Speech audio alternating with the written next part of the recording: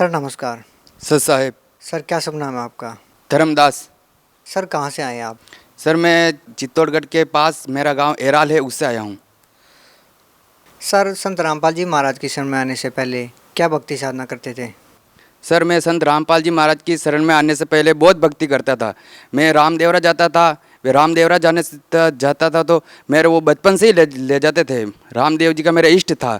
और मैं हनुमान जी की भी भक्ति करता था। उनके हर मंगलवार का व्रत रखता था और दीपक करता था। तो उनसे मेरे को कोई लाभ नहीं मिला और उल्टा दुख मिला मेरे को। और देवी देवताओं की जैसे जोगनिया माता के हमारे पास में जोगनिया माता के भी जाता था, भटवाड़ा भी जाता था। ऐसे बहुत देवता के ब्रह्मा विष्णु मैं सबकी पूजा करता था, लेकिन मेरे को कोई लाभ नहीं हुआ, उल्टा दुख मिला। सर संत रामपाल जी महाराज की शरण में कैसे आए आप? सर संत रामपाल जी महाराज की शरण में मैं अभी 11/8/2015 की बात है। मैं बहुत बीमार हुआ। वैसे मेरी बीमारी तो 2-2.5 साल हो गए। बहुत बीमार था मैं, मानसिक रूप से बीमार था। इतना बीमार था कि मैं पलंग से उठ ही नहीं पा रहा था, कि मैं बहुत बीमार था। जो डॉक्टरों को भी बहुत डॉक्टरों को दिखा दिया, पूरे चित्तौड़ में फिर गया। और उदयपुर में 7-8 डॉक्टरों को दिखाया, अहमदाबाद भी चला गया, लेकिन कोई फ़र्क नहीं पड़ा। फिर लास्ट आज थी कि एक बार और उदयपुर दिखा ली। जो उदयपुर के लिए दिखाने जा रहे थे तो हमारे को कुछ संत मिले जो संत रामपाल जी महाराज के अनुयायी थे, जो संत रामपाल जी पर झूठे मुकदमे कर रखे थे। तो वो वहाँ पर संत रामपाल जी के भक्त उदयपुर में रैली कर रखी थी, तो वो भक्त वहाँ रैली में जा रहे थे तो हमारे को मिले। तो मेरे पापा को और मेरे को प्रहलाद दास जी और चंद्र प्रकाश दास जी और गोपी दास जी ने समझाया कि तुम कितने साल हो गए तुम्हारे को इलाज कराते कराते। तो हमने बोला कि हम 2.5 साल हो गए इलाज कराते कराते, लेकिन हमारे को कोई लाभ नहीं हुआ। तो फिर उन्होंने बताया कि तुम 7:40 से 8:40 तक साधना चैनल देखो और फिर तुम हमारे ऊपर फ़ोन करना कि तुम्हारे समझ में क्या आया कि नहीं आया। तो फिर हमने उसी दिन इलाज करवाने चले गए और वापस आए। तो उसी दिन से 10-12 दिन तक हम साधना चैनल देखा। और साधना चैनल देखते ही मेरे पापा के मन में क्या लगन लगी कि मैं तो पहला दादी को फ़ोन करूँगा। तो फिर उन्होंने फ़ोन किया पहला दादी को और कहा कि मैं संत रामपाल जी महाराज से जुड़ना चाहता हूँ। तो वो उसी दिन 12 दिन के बाद वो पहला दादी के साथ उदयपुर आए और नामदाम लिया। तो फिर नामदाम लेकर आ गए तो उनको मंत्र पढ़ना नहीं आता था। तो अब क्या करें? तो सर क्या बातचीत हुई आपकी संत रामपाल जी महाराज जी को लेकर? उनको पहला दादी ने बताया कि देख लो कि संत रामपाल जी महाराज पर झूठे मुकदमे लगाए हुए हैं और वो जेल में है। तो कल तुम्हारे को कोई दूसरे भक्त कोई कह न दे कि वो तो जेल में है और आप झूठे विश्वास में आ जाओ और आप उनकी शिष्य बनने से पहले ही टूट जाओ। तो आप ऐसे भक्तों के चक्कर में मत पड़ना। तो मेरे पापा ने निर्णय किया कि चाहे दुनिया कुछ भी कहे, लेकिन मैं संत रामपाल जी की शरण में जाऊँगा। तो उसी दिन संत रामपाल जी महाराज की शरण में चले गए और नाम दीक्षा लेकर घर पर आ गए। तो अब वो पढ़े लिखे नहीं थे, तो पढ़ना नहीं जानते थे। जो फिर मैंने कहा मेरे को मंत्र दिखाओ, मैं बता देता हूँ। तो फिर उन्होंने कहा नहीं, मंत्र दिया है तो मंत्र दिखाना नहीं चाहिए, किसी को नहीं दिखाना चाहिए, जो अनुपदेशी हैं उनको नहीं दिखाना चाहिए। तो फिर मेरे को दूसरे दिन ही नहीं तीसरे दिन लेकर वो उदयपुर गए। तो उदयपुर ले जाकर मेरे को नामदान दिया और मैं झूठ नहीं बोल रहा हूँ, मैं तंबाकू खाता था छाने और मैं बिल्कुल तंबाकू खाता था और बियर भी पी थी 1-2 बार मैंने। मैं स्कूल में पढ़ाई करता था, जो आधी छुट्टी हो जाती थी तो मैं कुछ बदमाश लड़के थे उसकी संगत में लग गया था। जो मैंने 1-2 बार बियर भी पी थी और तंबाकू खाता था और विमलो के बगैर तो मैं रह ही नहीं सकता था, इतना मैं ख़राब काम करता था। तो फिर मैं उदयपुर में गया नामदान लेने। तो वापस आते आते मेरे को पूरी ट्रेन में जब तक चित्तौड़ आया तब तक मेरे को उल्टी होते होते आई। और पास में जो बीड़ी पी रहे थे उनसे भी मैंने गाली गलौज कर दी कि तुम ये बीड़ी बंद कर दो। कि तो उन्होंने कहा कि बीड़ी मैं पी रहा हूँ, तेरे को क्या हो रहा है? तो मैंने कहा नहीं, बीड़ी पियोगे तो मैं तुम्हारे यहाँ नहीं बैठूंगा। तो उन लोग आदमी ने बीड़ी बंद कर दी और मेरे को उसी दिन से मेरे को ये बीड़ी पर नफरत हो गई कि मैं बीड़ी के हाथ नहीं लगाऊंगा। और तंबाकू भी छूट के मेरे पहले इतने देवी देवताओं से प्रार्थना की कि मेरे तंबाकू छुड़वा दो, लेकिन किसी ने अर्ज नहीं सुनी। उल्टा दुखी दुख हुआ और बत्ती और ज़्यादा लत लग गई मेरे को।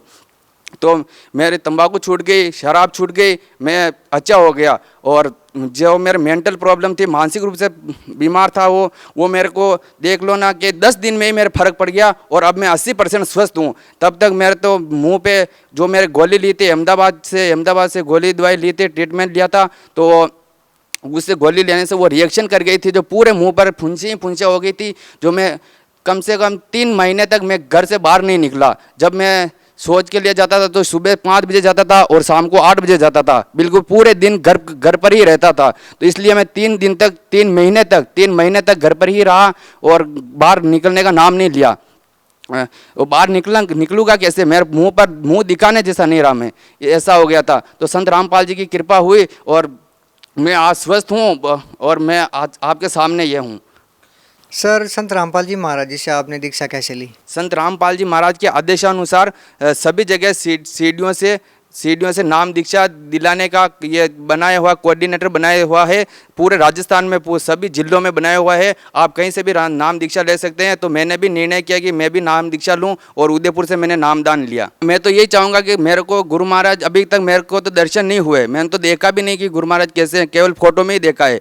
मैं तो ये चाहता हूँ कि नाम दीक्षा लेने से ही बीमारी कट जाती है, सब दुख दूर हो जाते हैं। जैसे मेरे को दुख दूर हुआ है, मैं बहुत तड़पा था, मैं पलंग से ही उठ नहीं पा रहा था, इतना बीमार था मैं तो। क्या आप चाहते हैं संत रामपाल जी महाराज जी के दर्शन करना? हाँ, मैं दर्शन करना बहुत चाहता हूँ। चाहे मेरे को पुलिस वाले मार भी दे, 2-4 दे भी पाए, तो मैं पीछे नहीं हटूंगा। उनसे मिलना चाहता हूँ, मैं तो दर्शन करना चाहता हूँ। सर, संत रामपाल जी महाराज जी के बारे में आपके गुरुदेव के ऊपर बहुत सारे आरोप लगे, उनके बारे में आप क्या कहना चाहेंगे?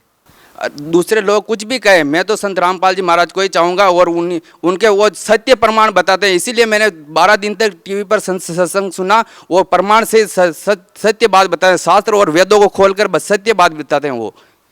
सर, संत रामपाल जी महाराज जी से नाम दीक्षा लेने के लिए आपको पैसे देने पड़े? नहीं, एक भी रुपया नहीं देना पड़ा और उन्होंने खाना खिलाकर ही हमारे को बाहर निकाला। उन्होंने कहा कि यहाँ पर भंडारा करके ही जाओ, भंडारा करके ही हमारे को बाहर निकाला। और वहाँ से हम जब उदयपुर से रेलवे स्टेशन पर उतरे तो हमारे को वहाँ का नंबर याद मालूम था प्रहलाद भगत जी को। तो उन्होंने वहाँ से फ़ोन किया तो वहाँ से एक कार हमारे को लेने आई और वापिस छोड़ने तक आई और 1 रुपया तक नहीं लिया हमारे से। सर, संत रामपाल जी महाराज पर बहुत सारे आरोप लगे हैं, उसके बावजूद भी इनके शिष्यों की तादाद बढ़ती जा रही है, इसके बारे में आप क्या कहना चाहेंगे? मैं तो यही कहना चाहूँगा कि वह पूर्ण ब्रह्म संत सदगुरु रामपाल जी महाराज ये कबीर परमात्मा के चोले में आए हुए हैं और इनसे नाम दीक्षा लो और अपना कल्याण करवाओ। लोग चाहे कुछ भी कहे, उनसे कुछ भी मत सुनो, पहले उनके प्रवचन सुनो। आप साधना चैनल पर 7:45 से 8:45 के बीच में प्रवचन सुनो और उसके जो बताते हैं उनके आदेशों पर चलो, फिर आपको क्या लाभ होगा फिर आप देखना। सर, संत रामपाल जी महाराज से नाम दीक्षा लेने से पहले आप नशा करते थे, आप अस्वस्थ रहते थे, फिर नाम दीक्षा लेने के बाद आप ठीक हो गए, स्वस्थ हो गए, तो आप भगत समाज को क्या संदेश देना चाहते हैं? मैं तो उन भक्तों को यही संदेश देना चाहता हूँ कि आप अपना सतलोक आश्रम बरवाला, जिला हिसार, हरियाणा में जाओ और अपना नामदान करवाओ और उनसे गुरु दीक्षा लो और अपने लाभ पाओ। क्योंकि मैं जिस स्थिति से निकला हूँ वो शायद कोई ऐसा ही बच्चा होगा जो निकल पाया होगा। क्योंकि मैं इतना पीड़ित था कि मैंने तो आस ही छोड़ दी थी कि ज़िंदगी से मैं मर जाऊँगा, शायद मेरे बचने की कोई आस नहीं थी। मैं तो मेंटल रूप से केवल पत्थर ही नहीं फेंके, मैंने तो ऐसी स्थिति हो गई थी, केवल पत्थर ही नहीं फेंके, ऐसा पागल हो गया था।